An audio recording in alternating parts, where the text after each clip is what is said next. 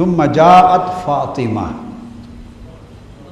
پھر بطول زہرا سید فاطمہ رضی اللہ تعالی عنہا سلام اللہ علیہا صلوات اللہ علیہ. میں 3 چیزیں کہا کرتا ہوں، لوگ اس پہ جھگڑا کرتے ہیں جہالت کی وجہ سے. یہ بھی بات سمجھ لیں، علمی نقطہ بیان کر دوں. بعض لوگ کہتے ہیں کہ ائمہ اطہار کے لیے اور اہل بیت پاک کے لیے علیہ السلام کہنا ناجائز ہے. جو شخص یہ کہتا ہے وہ پرلے درجے کا جاہل ہے.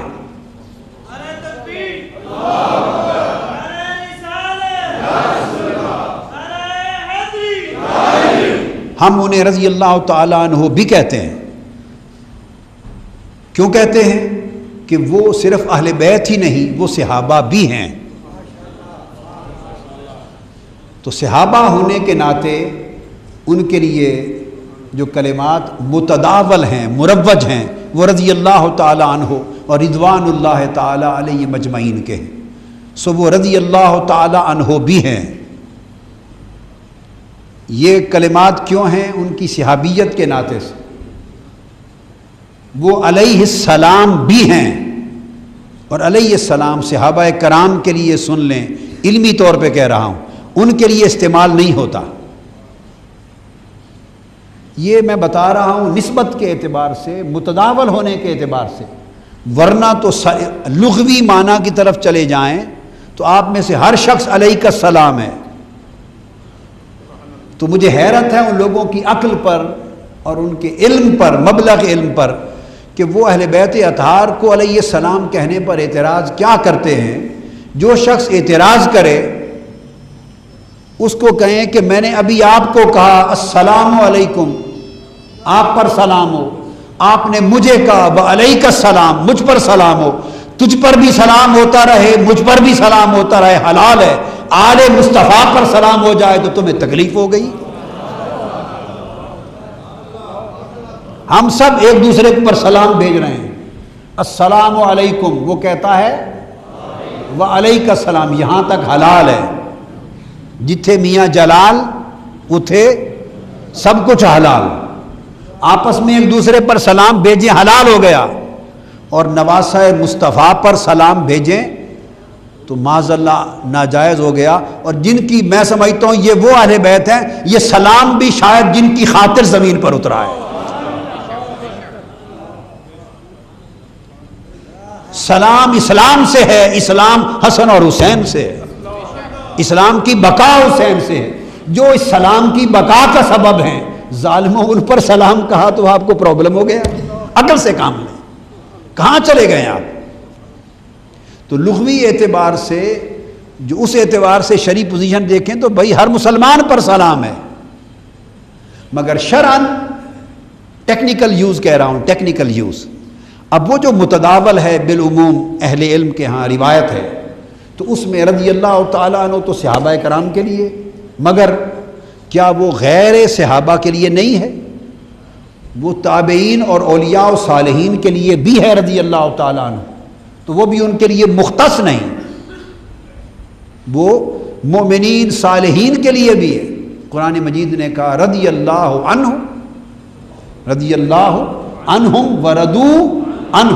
سب مومنین صالحین صحابہ بھی اور الذین اتبعوہم بإحسان، وہ تمام صحابہ اور جنہوں نے نیکی میں ان کی پیروی کی، جو خود صحابہ نہیں مگر ان کے پیروکار ہیں. من الذین اتبعوہم، تو صحابہ بھی اور ان کے قیامت تک کے اتباع پیروکار بھی، جو نیکی میں احسان میں جنہوں نے ان کے راستے پر پیروی کی، سب کے لیے اللہ پاک نے فرمایا رضی اللہ عنہم ورضوا عنہ.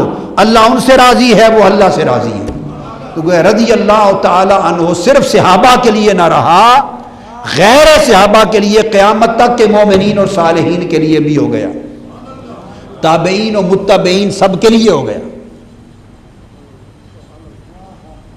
تو مولانا صاحب کو کہیں اگر آپ کا ایمان، عقیدہ اور عمل صحیح ہو، اللہ کے ہاں قبول ہو، تو آپ کی وفات ہو جائے گی تو آپ بھی رضی اللہ عنہ ہو سکتے ہیں. آپ بھی رضی اللہ عنہ ہو سکتے ہیں. اولیاء اللہ بھی ہو سکتے ہیں، مومنین بھی ہو سکتے ہیں، یہ ایک دعا ہے۔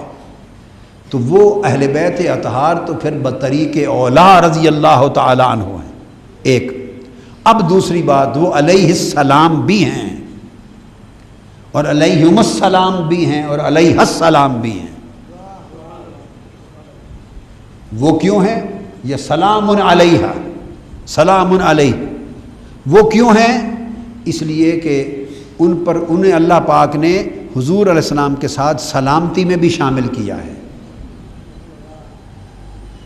اور اپنی ذات پر جو حضور کی ذات پر درود ہوتا ہے صلوات، اس میں بھی شامل کیا ہے، اس میں بھی شامل کیا ہے۔ رضی اللہ تعالیٰ عنہ تو اللہ نے یہ رحمت اپنی رضا کی سب کو عطا کی جن سے وہ راضی ہوا، مگر سب کو اپنے حبیب کے ساتھ حالت نماز میں درود میں شامل نہیں کیا۔ آپ دیکھیے، ہم جب اہل سنت جب ہم درود پاک پڑھتے ہیں تو ہم کہتے ہیں عام طور پر بغیر نماز کے، اللہم صلی علی سیدنا و مولانا محمد وعلی آلہ، بولیے، واصحابہ یا وصحبہ وبارک وسلم۔ بالعموم ہم جب درود پڑھتے ہیں تو حضور علیہ الصلوۃ والسلام پر اور حضور کی آل پر اور حضور کے اصحاب پر، سب پر پڑھتے ہیں، یہ ہے عام معمول۔ لیکن جب درود پڑھنے کا حکم ہوا حالت نماز میں، تو حالت نماز میں اللہ نے اپنے حبیب مصطفیٰ کے ساتھ درود صرف آل مصطفیٰ کو خاص کر دیا ہے۔ وہاں ہم پڑھتے ہیں اللہم صلی علی محمد وعلی آل محمد کما صلیت علی ابراہیم وعلی آل ابراہیم۔ حالت نماز میں درود میں پیغمبر کے ساتھ آل پیغمبر کو شامل کیا۔ اللہم بارک علی محمد وعلی آل محمد۔ عام طور پہ کہنے میں آقا علیہ السلام وہاں بھی نصیحت فرما سکتے تھے کہ اس کو بھی یہاں پڑھا کرو، مگر تو اہل بیت وہ ہیں جنہیں اللہ نے اپنی عبادت کے اندر بھی حضور کے ساتھ صلات میں شامل کیا ہے۔ تو جس اللہ نے اپنی نماز اور اپنی عبادت میں آل رسول کو رسول کے ساتھ صلات اور سلام میں شامل کیا ہے، لہذا ان کا جب نام لیا جائے تو علیہ السلام کہا جائے، علیہ السلام کہا جائے۔ اور تیسرا لفظ میں نے کہا صلوات اللہ علیہ، اس سے آگے کہ ان پر صلوات ہوں اللہ کی، کیوں کہ صلی علی میں شامل کیا ہے۔ کس میں؟ صلی علی میں شامل کیا۔ اور سلام پر اگر کوئی پوچھے کہ دلیل اور سند کیا ہے، تو نماز کا پہلا سلام ہی دلیل اور سند ہے۔ السلام علیکہ ایھا النبی ورحمۃ اللہ وبرکاتہ، تو آقا نے فرمایا السلام علینا وعلی عباد اللہ الصالحین، تو آقا علیہ السلام نے اپنے ساتھ عباد صالحین کو سلام میں شامل فرمایا۔ لہذا سلام میں دوسروں کو شامل کرنا شرعاً خود سنت مصطفیٰ ہے۔ اب متداول ہو گئی یہ چیزیں، صرف روایت اور رواج پکڑ گئی ہیں، عام معمول بن گیا ہے، ورنہ عذر و شرع ادھر اور ادھر کرنے میں کوئی فرق نہیں، اعتراض نہیں کرنا چاہیے۔ تو جو معمول چلا ہوا ہے اس کو جاری رکھتے ہیں۔ اور اہل سنت کے ائمہ، حنفی بھی، شافعی بھی، مالکی بھی، حنبلی بھی، ائمہ، محدثین، فقہا، مفسرین اہل سنت کے، ان کا ہمیشہ صدیوں میں معمول رہا، اور ہماری کتابیں احادیث کی، تفسیر کی بھری پڑی ہیں، خود مطبوعہ کتب، معمول رہا ہے کہ جب اہل بیت اطہار کا نام لیتے تو ان کے لیے علیہ السلام کہتے تھے، لکھتے تھے، کتابوں میں موجود ہے۔ اس لیے میں نے کہا جو یہ اعتراض کرے اس کا مطلب ہے اسے کتابیں پڑھنے کی بھی توفیق نہیں ہے۔